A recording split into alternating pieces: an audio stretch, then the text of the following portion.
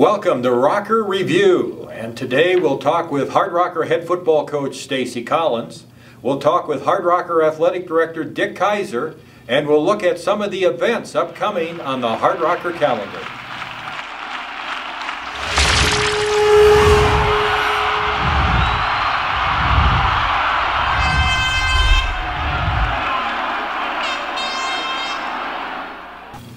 Most of you know that right before Christmas, Stacy Collins was appointed the new head football coach at the School of Mines, and Stacy's been busy on the job for just over 3 months. And Stacy, as you took over the program, and certainly a challenge, what has been the biggest challenge that you faced here early? Well, I think the biggest challenge, Tom, is really getting all my coaches and the recruiting class in place. We finally got to a spot now. We started spring ball on Saturday evening, and we had a full coaching staff here, so I was excited to get all these guys into town, get them rolling. Our offensive line coach showed up on Friday. He was coaching his tail off on Saturday, so that was great to see. We have 25 commitments at this point, and we'll do another press release here at the end of the month, and we'll be shooting to get a few more. So really the challenge has been putting that recruiting class together and then getting the staff in here ready to roll through spring ball. Give us the names and the individuals who have taken the top assistants, your coordinators. I know you were very excited to hire both of them. Yeah, it really was. You know, Zach Tinker is a guy I've worked with at Western Washington University and Southern Oregon University. Zach has a big-time resume as an offensive coordinator. He was at Eastern Oregon University the last 4 years. They had the largest winning streak in 4 years in Eastern Oregon history. And if you look at the offensive numbers that Coach Tinker put up, I'm very excited to have him out here on Dunham Field in O'Hara Stadium and what he's going to put together from an offensive background. Defensively, you have an individual that is not unfamiliar with the state of South Dakota. No, Coach Dodson, Gerard Dodson, has a very extensive background in this state. He played at the University of South Dakota, went on to coach there for a long stretch, and was also up for the Division I AA, now they call it the FCS, Assistant Coach of the Year during his time at the University of South Dakota. Had some stops at Buffalo University and Old Dominion, where they were a playoff team last year at the FCS level, and I'm very excited to have Coach Dodson, his energy here, and his background with recruiting the state of South Dakota and bringing athletes into the state. Stacy, you did get a little bit behind on recruiting. Usually you would be well into your recruiting before Christmas, but having to come from behind and try to make up for the lack of time. Are you pleased so far with what you've been able to recruit? I really am. You know, that was my #1 concern, is getting here at a little bit later start as the staff began to trickle in and work through it. But we've put together a class of student athletes that really fit the mold that I'm looking for here at South Dakota School of Mines and Technology. #1, they're high academic young men. And secondly, they're players that can play at the Division II level. And as we make this transition, as we continue to evaluate the players we have in our program, bringing guys in here that can fit the mold, be here for 4 to 5 years, leave with a degree, but play quality Division II football, that was the goal I had in mind, and I feel very confident with the young men we're going to bring in here when we start camp on August 6th. Now you're in the midst of spring ball, which all leads up to the varsity alumni football game, a tradition here at the School of Mines that comes up on the 21st of April. And Stacy, what can you ascertain, what can you judge, what can you evaluate, how much can you get done with the current players that you have on the roster leading up to that game? You know, I've really had 2 goals as we go into spring. #1 is I want to set a practice tempo for our guys that are going to be in this program. And so they understand what our expectations are every time we step on the field. We will have a high energy practices. There's stress on fundamentals and the speed of what we want to practice and the effort level we want to practice with. So that's been our first goal. Our second goal is to start developing our base schemes. Offensively, the pistol offense, we've been practicing for 2 days and started implementing that scheme. Defensively, will be a hybrid 3-4, 3-3 attack style defense, and we've worked on developing those schemes the last couple days. And then I'll run the special teams myself from the head coaching position, and we started establishing those special team schemes. So setting a #1, our practice tempo, and 2, let's get to developing these schemes. So as we hit the field on August 6th, we've got a little bit of background of what we're going to do. You know, it seems like football, even the passive fan, always wants to talk about offense. And when you use the word pistol offense, Some people know what you're talking about. Some don't really get into that technical of a knowledge of football. But give us maybe a little brief synopsis of what the pistol offense is. Yeah, really the pistol offense starts with a formation. And that formation is the quarterback at 4 yards and what some people would call a shotgun. So he will not be under center. He'll be at 4 yards. We put the back directly behind him, 3 yards behind him. And the pistol offense was originated at the University of Nevada, Reno. Chris Stahl is the head coach there and is a College Hall of Fame coach. And so the pistol offense allows a variety of things, and that alignment allows us to do some things run game that's fairly unique, but also pass game and pass protection wise, that alignment will really help us out a lot. And I just hired an offensive line coach who was an All-American center at the University of Nevada, Reno, Ken Ackerman, who played in this offense and had a ton of success with Colin Kaepernick at the quarterback, Vital as a running back. So we brought him in for a lot of reasons, but one of them was his knowledge of this pistol blocking schemes. You know, we're recording this in the Hard Rocker locker room here at Denham Field at O'Hara Stadium. It's pretty quiet down here right now, but the reports that we have heard is that your first couple of practices leading up to the alumni game and your winter weight program, the enthusiasm was very high. Yeah, I've been excited about the staff we've brought in here, and that was one of the top things that I want to do is to make sure we brought a staff in here with energy. And if you look at the guys we have, Coach Tinker, Coach Dotson, I just mentioned Coach Ackerman, and another addition to my staff, Gary Hyman. Coach Hyman was originally at Delta College, a a junior college program in Northern California. Then he was a strength intern at USC, and most recently was a graduate assistant at University of Texas, El Paso. And I promise you, you come out there and see practice, try to keep up with Coach Hyman. But we will have great energy. We have a staff that coaches with energy, and enthusiasm is not taught, it's caught. And our guys will run around with great enthusiasm on the football field. Have you been pleased with the players' response so far? I really have. We have great kids here. I knew the type of student athlete we have here at Tech from my time at the School of Mines when I was here 10 years ago, and that's just been reinforced with the work I've had with them. These kids have bought in 100%. They have great energy, great effort, and it's been a pleasure to work with them the last few months. You know, one thing I noticed here recently too is one of your goals is to get the Hard Rocker football team connected with the community. And recently, the football team was very helpful with Habitat for Humanity. Yeah, we've been fortunate. It's been the second community service project we've worked with our football program. We worked with the South Dakota CHIP program through the Masons and did a 2-day section with them where we made sure these young children were identified in case something happens with them, and they're able to work with that. So all 65 of our guys were with that. And then last week, we spent 2 days, 1 day with the offense, 1 day with the defense with Habitat for Humanity. We'll also run our own blood drive in conjunction with the ROTC program and some of the engineering groups on April 4th. So we'll continue to give back to the community. I want our community, the community to see our players in a different light, and I want our players to be involved, and that's been real positive.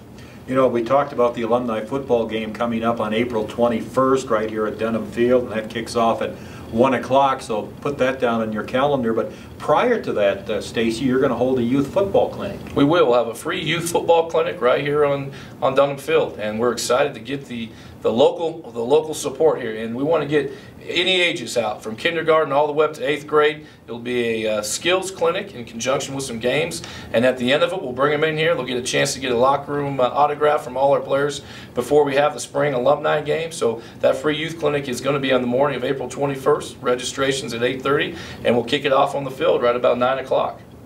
Stacy, what does it mean to you personally to be the head coach of the Hard Rockers? You know, I said it when I was fortunate enough to be offered the job in late December. I understand how difficult it is to get a head job, let alone at a university that has the academic and athletic background that the School of Mines does. So for me, it's honored. I'm humbled with the opportunity to do it, and I will do everything I can to make sure we put a first-class program on the field and off the field during my time here. You know, a lot of people have asked me about, you know, we've had such fantastic weather, an unbelievable winter, and I've attributed it to Coach Collins. Because we've never had a spring like this, Stacy. So is this what you did to bring in these recruits? Is this what you're telling? This is year-round weather for us? Absolutely. We got to make sure every time we have a recruiting weekend, we have great weather. And since we got a little late start, it seems like we've had a recruiting weekend every weekend. So let's keep the ball rolling on that.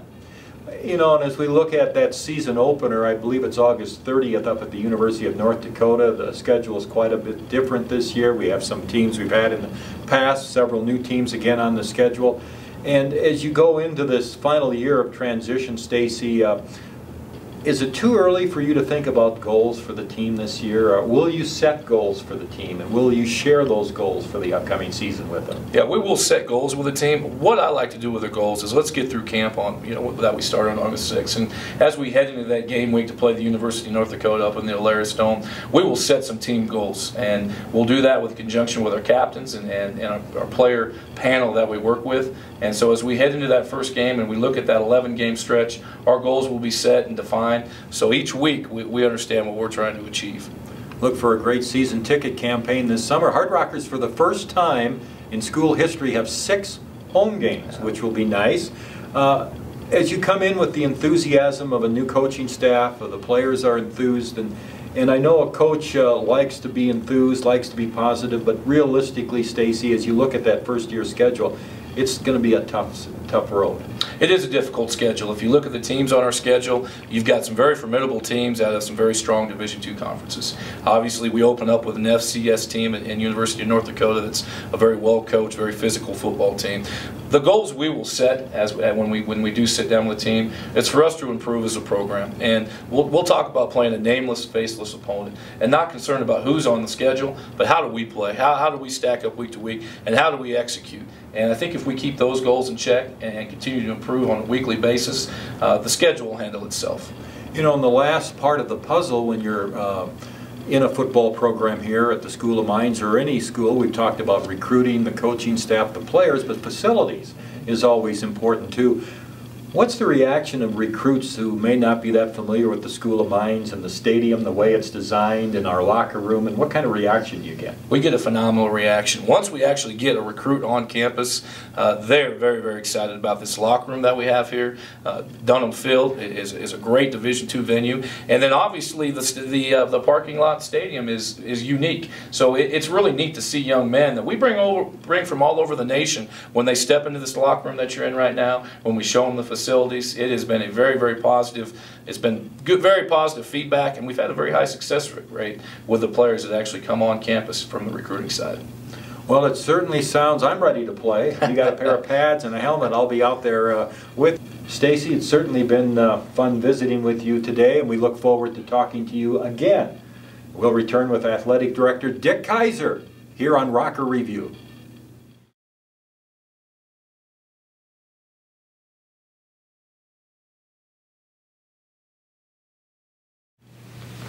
Back here on Rocker Review with the Athletic Director of the School of Mines, Dr. Richard Kaiser. And Dick, there's 2 big topics, of course, on our agenda for you today, and they're 2 old topics, actually, for you. And the first one is to update everybody on the transition to NCAA Division II as we are completing our 2nd year. So now what's next? Well, we're in the throes of finishing up 2 big projects that are important for candidacy year 2. There are 2 basic things that the NCAA looks at during your 2nd year, and that's a campus visit, which will be coming up in about 3 weeks. It's a 2-day visit by the NCAA, and there's about 3 or 4 people that come from various membership committee, championships, and things like that, and they look at us in depth, and we make several presentations, and it's about a 2-day adventure, and we'll get through that, and then the end of the year report, which is the same kind of report that we had last year for year 2, and that's due on June 1st. And if we pass those 2, okay, we should get moved to what's called the provisional year, which would be our last year in the membership process of the NCAA. And if we get through the membership year, we should be a full member by 2013, 2014. So we're right on target, and everything appears to be going well, but again, you never know, and we have the 2 big things coming up here in the next month and a half. Let's talk about the conference. That's another question I'm sure you've been asked probably at least 1 million times, if not more, because I've certainly heard it a lot. And update us on the conference status. Well, currently we're obviously not in a conference. We've made inquiries to a variety of conferences. I basically put a string on a pencil and drew about a 1,200-mile radius, and any conference that fell within that 1,200 miles we're contacting. We don't have any leads at the present time. We are independent. That shouldn't affect our overall candidacy for full membership, but We would really like to get in a conference due to the scheduling situation. We're pretty much okay for 12-13 and even starting to look okay for 13 and 14, but I really wouldn't want to go out too far past 13-14 without being in conference. So we've made inquiries to about 8 different conferences, and for some of them we just don't fit their footprint. We're too far away. For others, they're not really sure what they want to do, so we're kind of in the wait and see what happens stage. But we're being active, we're being aggressive, and we're not sitting back and waiting for somebody to invite us. We're definitely trying to invite ourselves. Certainly the biggest difference you see in any of the schedules from what I can see has been in football. The changeover in opponents for football has been dramatic, and how difficult is it to get that football schedule together? Well, for year 12 and year 13, it wasn't really too bad because there were a couple conferences that lost some some schools, and they made some conference switches, so we were able to pick up some loose ends and get some games. It's been a little more difficult in basketball and in volleyball, although when you look at our overall schedule, last year I think in volleyball we played 11 D2 schools out of about 27 dates, so almost half of our schedule. And in basketball last year, I think we played about 12 or 13 out of a 26-game schedule. So again, we're picking them up. What we really need to have is 80% of our schedule be D2 regional by 12-13. And that'll be a little more difficult, mainly because of the region that we're located in. Both of those conferences that will be represented in the 12-13 region, which will be the MIAA and the Northern Sun. Both of those have 22 league games and only 4 out-of-conference games, so that'll be a little more difficult. But football, we're already starting to build the schedule for 14. 13's about 2/3 of the way done, so it's going to be a little bit of a hodgepodge of different, both Division II, maybe a Division I game, and some NAI for a couple years until we either one get into a conference or two, the championships committee of the NCAA makes a decision on who we can play and where we can go play it. One final question, Dick, is Black Hill State going into the Rocky Mountain Conference. We're still independent. How does that affect the scheduling in our games and our relationship with Black Hill State? Well, football-wise, we're going to schedule them every year. We'll only play them once from here on out, and we've pretty much set a permanent game for them, and that will be the second game of the year if we don't get into a conference. And then basketball, unfortunately, it looks like we're only going to play them once a year rather than twice a year, because within their conference they only get 4 non-conference games. I guess they really didn't want to play us twice. So we'll still continue to play them, but it won't be as often, and it will be more in the early season versus the later season. Volleyball, I think, is playing them again twice next year. So in some sports, we're definitely going to be constricted a little bit as to when we play them. In our non-team sports like golf and track and field, cross country, we'll compete with them every year. And one final question. Soccer is a full varsity sport now. They start their play next fall. You've hired a coach, and the initial reaction that I have seen or heard about is been very positive. I think Joe Berger's done a great job of coming in, getting his feet on the ground, and he's out recruiting, and he's been to Vegas, and he's going to Houston, he's going to Dallas, he's going to all these open opportunities to see players, and I will be really surprised if we don't come out next year and play a lot better than what an initial team should play. You always wonder about when you start a sport and you haven't had any players on campus and it's a non-scholarship sport, what we're going to be like. But Joe's very ambitious coach, and we've got a 14-15 game schedule next year already, and I think we'll be a lot better than people think. It'll be a great addition to our sports programs, and hopefully we will find a conference play there, whether it be in the Great Northwest Athletic Conference or in the RMAC or wherever we get it. But I think we're going to be very, very solid in soccer next year for our first year. Thanks to Dr. Dick Kaiser, the athletic director of the School of Mines, for joining us today on Rocker Review. And we'll return in just a moment, and we'll look ahead at the Hard Rocker calendar coming up.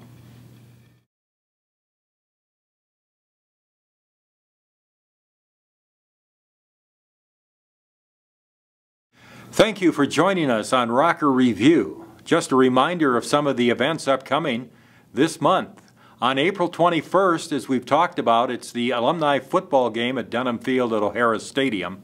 This will match the returning varsity players against former Hard Rocker players, and it's always a fun afternoon of football, and that kicks off at 1 o'clock at Dunham Field. And then on April 23rd at the Surbeck Center, it's the annual Hard Rock Club Athletic Recognition Banquet, and that begins at 6 o'clock. April 23rd, that's Monday, and you can sponsor a Hard Rocker athlete for just $18. Call the athletic department here at the School of Mines for more information.